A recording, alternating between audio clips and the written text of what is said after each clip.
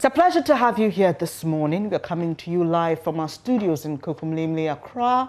We are also on DSTV channel 421, GoTV 144, and around the world at myjoyonline.com. Now, pressure group Occupy Ghana has condemned the disregard for COVID-19 protocols during the funeral of former CEO of the Forestry Commission and member of the NPP, Kojo Osuefriye. Videos from the funeral held over the weekend show hundreds of people thronging the hometown of the late politician. The major concern of most critics is that the president, his vice, and many other top politicians were in attendance. In fact, the police, which is supposed to enforce the president's directive on COVID protocols, was also there. I'll bring you more on what Occupy Ghana has been saying in its statement. Occupy Ghana has watched with consternation news reports, videos and photographs of the funeral and burial of New Patriotic Party politician and former chief executive of the Forestry Commission of Ghana, Mr. Kojo Osuefriye, which event packed thousands of politicians, well-wishers and mourners into a park with minimal mask wearing, absolutely no social distancing, and a wanton disregard for the funeral restrictions imposed by government. We do not think that what happened did justice to the memory of a man who was reputed to be a man of discipline.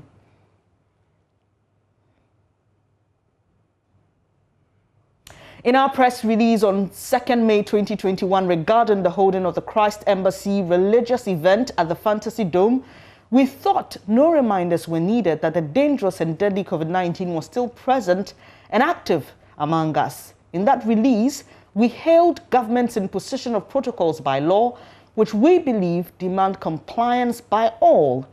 To wake up to contrary behavior by prominent members of the same government and other politicians after we have seen the colossal human disaster that has unfolded in India caused by unrestrained political activities and religious events that did not respect COVID-19 protocols is both disappointing and frightening. We cannot show such a remarkable sense of recklessness and abandon in these times and not expect to reap disastrous and possibly deadly consequences. We need no reminders that by exercising bad judgment in releasing Aisha 1, government created a defiant Galamsey population on its hand, and more destruction of our water bodies and forests ensued until it had to resort to illegal and populist remedy of burning excavators to try and stem the tide of evil genie unleashed with the release of Aisha 1. Similarly, this disregard of the law will embolden several people to treat COVID-19 protocols with disdain and contempt. Now, the statement continues to say, we saw and read about the police charging the people who organized the Christ Embassy event with offenses under the Imposition of Restrictions Act. We have seen the police resort to court injunctions and threats of force to stop the planned Fix Ghana protests and demonstrations with the weak excuse that they will defy the same act. We hasten to ask whether the government has any moral authority now where these matters are concerned.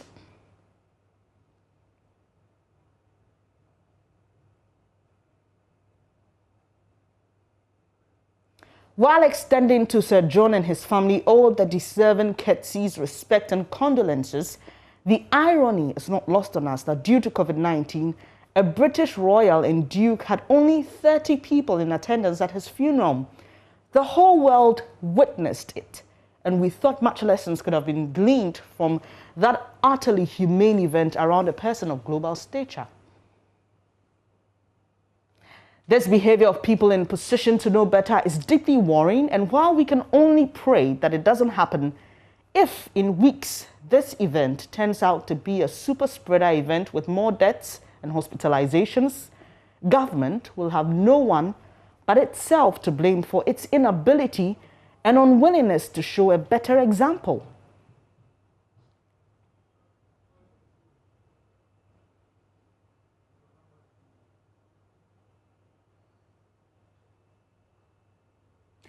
We repeat our oft-repeated call on all Ghanaians to keep respecting the COVID-19 protocols in all situations. We must protect ourselves and our loved ones, even when people who should know better break the law while enforcing it against others. Yours for God and country, Occupy Ghana.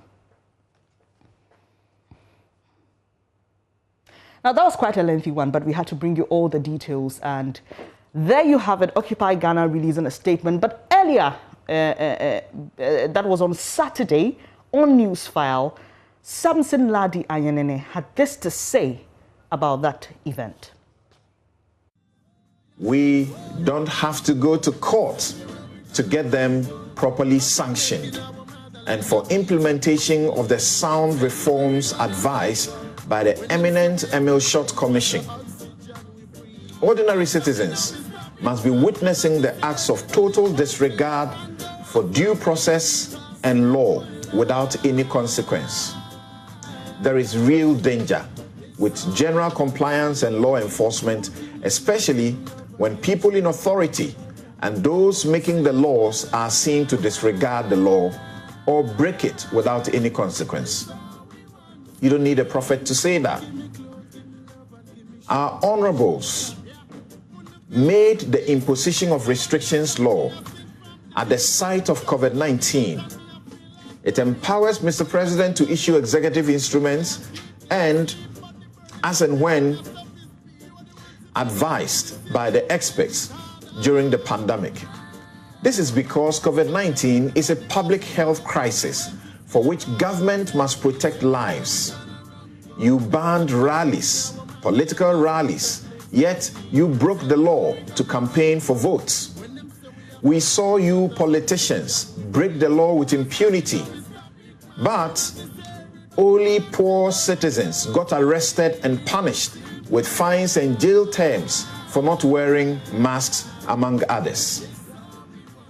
Recently, the Christ Embassy Church got into trouble for breaking the law you keep renewing each month for very good reasons. You have banned funerals, allowing only private burials with only 25 participants, also for very good reasons. Families are denied the bodies of their relatives killed by COVID-19 because, by the signs and advice from the experts, you must insist such corpses are buried immediately without ceremony. You just broke that law again with all who matter in your government. News broke in July 2020 that my good friend Sir John was overcome by COVID-19. You put your life in danger filing past COVID-19 corpse displayed in the public to a great deal of mourners who were not observing the COVID-19 protocols. The police that supervise all this is the same that is shamelessly using the power of the state. I mean, the people's power to suppress the people, seeking to do what they call the fix the country protest in the name of enforcing the law. If things continue this way, soon you will not be able to continue the selective animal farm enforcement of the laws you disregard with impunity. I sit here hosting this show, and anytime I sit without my mask, I get calls from authority and leadership saying that I must show example by wearing my mask. Because of that, and for the protection you offer me by making these laws, I'm going to wear my mask once again right now. Leaders know the way. They go the way, and they show the way. Let your example fix the law. It will fix the country. So that's Samson's take on the funeral of the former CEO of the Forestry Commission and what we saw to be the total disregard for COVID protocols. Well, thankfully, we've been joined on the line by lawyer Martin Pegu. We want to delve into the legalities of this event. Thank you very much for your time here this morning. So let's talk about the impact of what happened over the weekend on the case that Occupy Ghana cites, the one involving the Christ Embassy Church holding an event that disregarded COVID protocols. What will this event do to that case and pursuing it? Oh, definitely. On the face of it, it will convey a message of discrimination, okay, to the public. That is to say that some people have more rights at law than others. That's why it is. You see, because once the Christ Embassy pastors are being prosecuted, and yes, we've had another one where there is apparently a breach of the COVID rules, and it doesn't seem there will be a prosecution. It's going to convey a message of discrimination, yes. But in May, let's quickly add this one that, yes, under the law, for the president, we cannot prosecute him while he's in office. You see that? So it looks like practical. We are confronted with a practical situation that the Constitution doesn't allow such prosecution while is in office, because the Constitution wants him to have the fullest attention. And you see that practically, if he has an interact, he's gone with other dignitaries, then you would see that it would kind of rob off them. For lack of a better way. In other words, the immunity will be stretched in this case to cover them, because that they are performing they are helping the president in this instance, so it would appear. So, these are early days here. So this particular story, it's developing. Maybe we'll have to really look at the rules, okay? So what probably can happen is that maybe the police would have to come up with definitely. You see, I think the better way out of this is that we should look at the Institution of Restrictions Act again, and the executive instrument, so that once we change the sanctions regime, then this wouldn't be a big issue. Currently under the law, the minimum fine is 12,000 Ghana, and then the minimum term of imprisonment is 4 years. So, for minimum of 4 years imprisonment and up to 10 years imprisonment, and then minimum of 12,000 for the fine, and then up to 64,000. So this has made them too draconian. So to the extent that some citizens will face this and other citizens will not face the same prosecution because they were with the president, it's going to send a very bad signal. So let's think through it again and see. One of the easiest would be that, look, we'll have to stop the Christ Embassy prosecution and then amend the law. This issue of amending the law is been on the task for too long, because the law is not workable. 12,000 Ghana today, like I keep saying, ask yourself, is the minimum wage? Has it gone to 12 cities and something? So if you multiply, the minimum wage is now going to 370 something cities. Yes, so it means that somebody on minimum wage, the whole of the year's salary cannot even pay the 12,000 Ghana cities. The same thing for the NAPO employees, which is the government's flagship program for solving unemployment. You see, they earn, is it 700 or 750 Ghana? The same thing. You look at national service. So where you have millions of people not earning enough, then definitely the law is out of touch. Those who made the law, they were just totally out of touch with the conditions on the ground. Okay. And where you make the law very unjust, is the implementation itself will be a problem. So you see that the police themselves have a problem implementing it. So if, let's say, we had amended the law and the sanctions were very reasonable, maybe 500 Ghana or 1,000, then I don't think this comparison would have arisen. I'm sure people would have understood. Okay. Okay. All right. So lawyer, who will be held responsible? I doubt it will happen. But if the police decides to effect an arrest, like they did in the Christ Embassy situation, would it be organizers or participants or both?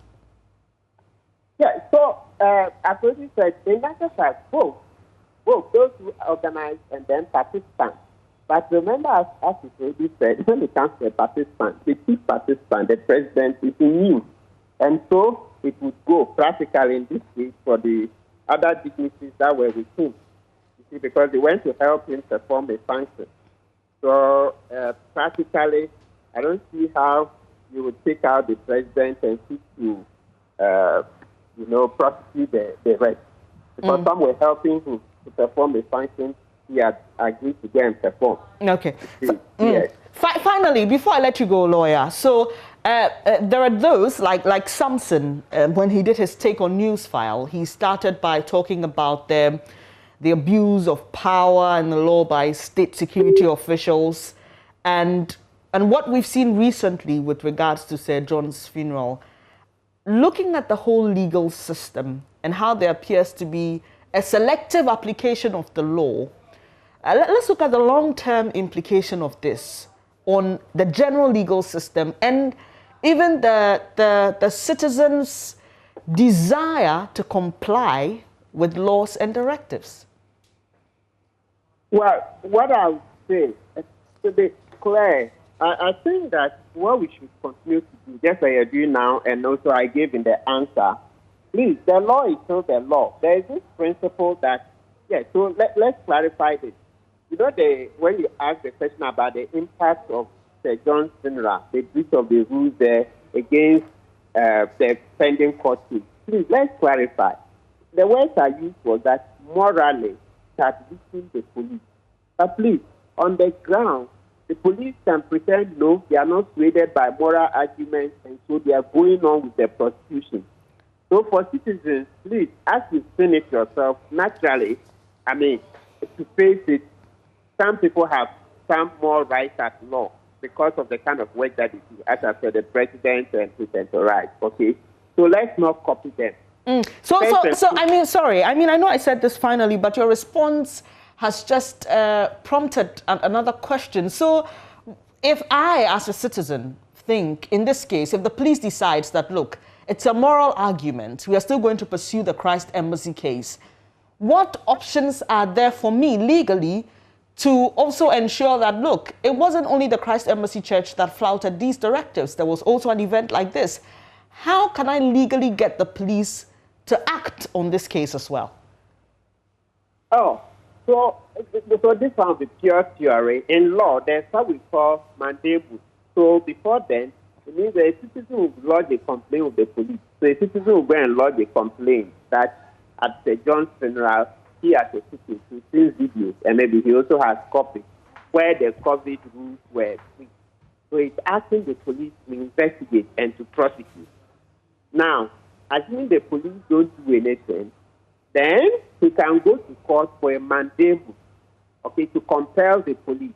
But there are some cases at law where they stated that the courts don't lightly grant an order for mandamus that police should go and effect an arrest when they think there is no basis. You see, so those are English decisions from England. So in Ghana, I'm not aware that we tested that you want to compel police to go and initiate. And don't even forget, the prosecution, the power to even prosecute doesn't belong to the police. By Article 8, it belongs to the Attorney General. So even if the police start, the Attorney General can stop the police. So, we are in a democracy. So I like the way you're asking the person hard questions. So why not? We can develop our own jurisprudence. So somebody can, it's because you asked, that's why I'm answering theoretically. Because Ghana, there's no decided case on this point. So a citizen can then go to court that the police have refused to act, and so he wants to compel. In this case, in Africa, then he will even be joining the Attorney General, because as I said, if the Attorney General doesn't agree, the police cannot do anything. So he will be looking for an order against the Attorney General and the police to go on with that case. It's interesting. Let's see what if a citizen picks it up, let's see what the court will say. I appreciate your time this morning. Thank you so much for sharing your legal insights with us. That's lawyer Martin Kpebu. Now, talking about the criticisms just coming in, the Ghana Medical Association has also released a statement condemning the disregard. Let me bring you details of that particular statement. Well, it says the Ghana Medical Association has noted with disappointment the total disregard for COVID-19 protocols during the final funeral rites of the former Chief Executive Officer of the Forestry Commission of Ghana, lawyer Kojo Uswefrie, aka Sir John. This mass gathering of people with complete disregard for physical distancing and limited use of face masks occurred in the wake of a caution by the World Health Organization to some African countries to prepare for what appears to be a new surge in COVID-19 cases in Africa. The GMA was therefore shocked to observe that a nation like ours, struggling to vaccinate its population, will permit such a potential super spreader event to take place and be attended by top government functionaries, including His Excellency the President and the Vice President of the Republic. The memories of the catastrophic consequences of the surge in COVID-19 cases in January, February 2021, including that of the many lives lost and the pressure our healthcare system came under during that surge, is fresh on our minds. And don't forget, these are people who are frontliners, so they know what they're talking about. That statement continues to say we should not forget that that surge was occasioned by similar mass gatherings associated with political activities and Christmas festivities in November, December 2020. Well, government says there's no data to show that political activities contributed to the surge. There's a whole debate about that. But let me move on with the statement. The GMA condemns such activities that violate our protocols and has the tendency to reverse all gains made in our fight against COVID-19. We call on the law enforcement agencies to investigate and deal with the organizers of this and any similar events to serve as a deterrent to others who intend to endanger the public health of our nation. We call on the Inspector General of Police to act without fear or favor in this regard. Interesting. Something we just spoke about with Lawyer Kpebu. Now, the general public is encouraged to continue to abide by all the COVID-19 protocols and refrain from such mass gatherings and activities that endangers our collective survival. The GMA wishes to reiterate that COVID-19 is still real and a present threat to our country and calls on all to adhere to the preventive protocols for the safety of all. This is signed by the GMA's President, Dr. Frank Nkobia, and its General Secretary, Dr. Justice Samson.